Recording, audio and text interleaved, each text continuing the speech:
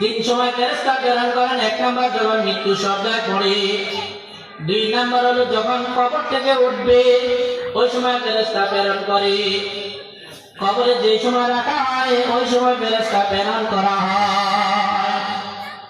আল্লাহ রাব্বুল আলামিন বলেন, বান্দাকে যখন কবরে রাখা হয়, রাখার পর বান্দা চিন্তা করতে থাকে, হাই আমার নামাজের মধ্যে দুর্বলতা আছে, আমার রোজার মধ্যে দুর্বলতা আছে, ঘর সংসার করছি দুর্বলতা আছে, আত্মীয় স্বজনের সাথে চলাফেরা করছি দুর্বলতা আছে, আমি দুনিয়ার চলাফেরা করতে গিয়ে আমার অনেক বন্ধু হয়ে গেছে, আমার ভয় হয় আমি কবরের মধ্যে কিভাবে থাকবো একা একা।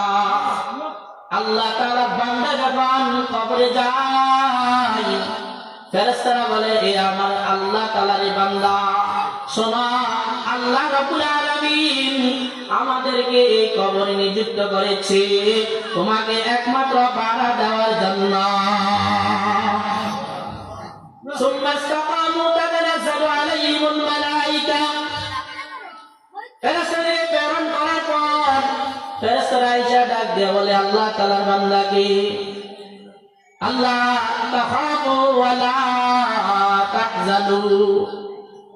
আল্লাহ রাব্বুল আলামিনের ফেরেশতারা বলেন, এ আল্লাহ তাআলার বান্দা, তোমার কোনো ভয় নাই, তোমার কোনো চিন্তিত কোনো বিষয় নাই।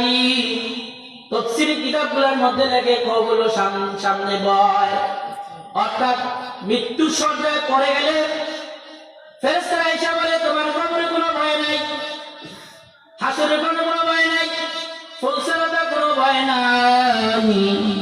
আল্লাহ রাব্বুল আলামিনের ফেরেশতারা বলে, তুমি ভয় পাচ্ছ আমরা জানি, কবরে তোমার ভয় হয়, হাসরে তোমার ভয় হয়, ফুলসিরাতে তোমার ভয় হয়। আল্লাহ রাব্বুল আলামিন বলে, ও আমার ফেরেশতারা শোনো, আমার বান্দাকে সুসংবাদ দিয়ে দাও, বান্দার আর কোনো ভয় নাই। ও আবিশিরু বিল জান্নাহ, জান্নাতের সুসংবাদ দিয়ে দাও।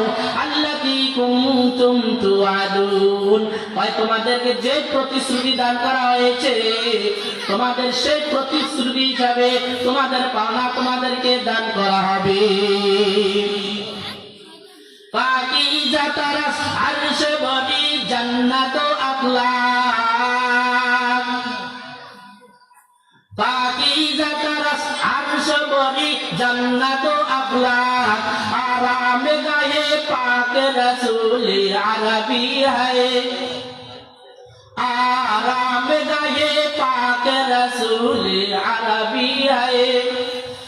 ज़ाहिर बैत नबवी याद रहे ये, बेकायदा या जुम्बिश लब्बे अदबी है, बेकायदा या जुम्बिश लब्बे अदबी है।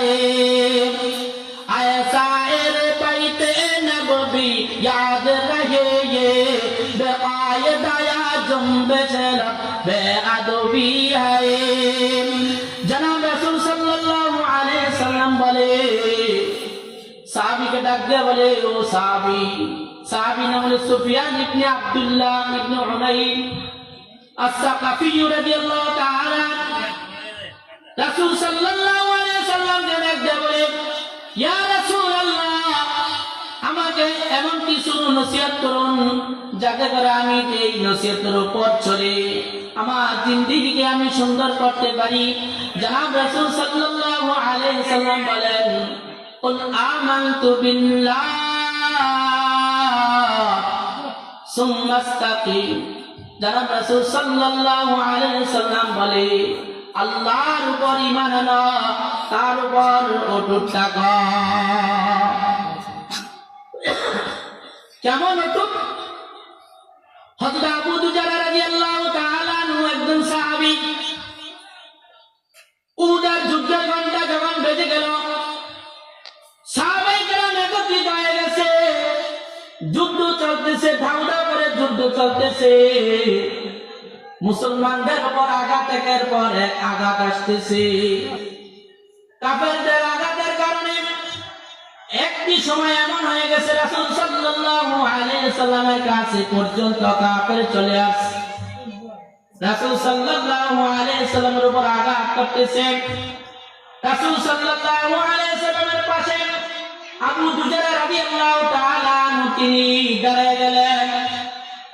ইতিহাস সাক্ষী রাসূল সাল্লাল্লাহু আলাইহি সাল্লামের ডান পাশে দাঁড়ান কিছু সময়, বামে পাশে দাঁড়ায় যান কিছু সময়, সামনে দাঁড়ায় যান কিছু সময়, আবার পিছনে চলে যান। রাসূল সাল্লাল্লাহু আলাইহি সাল্লাম আবু দুজারা রাদিয়াল্লাহু তাআলা আনহুকে দেখেন। আবু দুজারা রাদিয়াল্লাহু তাআলা আনহু অস্থির হয়ে গেছে। যেদিক থেকে তীর আসতেছে ওই দিকে তিনি দাঁড়িয়ে যায়। আবু দুজারা রাদিয়াল্লাহু তাআলা আনহু রাসূল সাল্লাল্লাহু আলাইহি সাল্লামের উপর একটি তীর পর্যন্ত তিনি বরদাস্ত করেন না। যেদিক দিক থেকে তীর আসে তিনি দাঁড়িয়ে যায়। রাসূল সাল্লাল্লাহু আলাইহি সাল্লামের ডান শরীর মর্যাদা আবু দুজারা রাদিয়াল্লাহু তাআলা আনহু তিনি কাজ করে যাচ্ছেন। ইতিহাস সাক্ষী যখন উহুদের ময়দানে যুদ্ধ শেষ হয়ে গেছে, রাসূল সাল্লাল্লাহু আলাইহি সাল্লামের ডান শরীর আবু দুজারা রাদিয়াল্লাহু তাআলা আনহু ছিলেন। দেখা যায় তিনার শরীরের মধ্যে তীরের কিটা তীর পড়েছে, তারপরে আবু দুজারা রাদিয়াল্লাহু তাআলা আনহু শহীদ হয়ে গেছে। कर दिया तुमके उहुद में मुस्तफा दंदा शहीद, ये शरीयत ये हकीकत हमको मिलने के लिए। आज আমাদের জন্য এই ইসলামের জন্য এই শরিয়াতের জন্য প্রিয় নবী মুহাম্মদ মুস্তাফা সাল্লাল্লাহু আলাইহি সাল্লাম তিনার শরীরকে দেখা যায় এমন একটা অবস্থা হয়েছে, তিনার শরীর রক্তে রঞ্জিত হয়েছে, কিন্তু এরপরও রাসূল সাল্লাল্লাহু আলাইহি সাল্লাম উম্মতের দরদের সেই কথা বলে যান না। তিনি কে বলেন? তিনি কে? রাসূল সাল্লাল্লাহু আলাইহি সাল্লাম সাহাবায়ে কেরামদেরকে এমন শিক্ষা দিয়েছে যে শিক্ষার কারণে দেখা যায় সাহাবায়ে কেরাম নিজের জীবন রাসূলের জন্য উৎসর্গ করে দিয়েছে। हमें नारे तकबीर से दुनिया को हिला दे, मिल्लत की हिफाजत के लिए जान लड़ा दे, मिल्लत की हिफाजत के लिए जान लड़ा दे। कासिमी सानी था और जिल्ले वली उल्लाह था, ओ खुदा के सरजमी में हजरत इस्लाम था।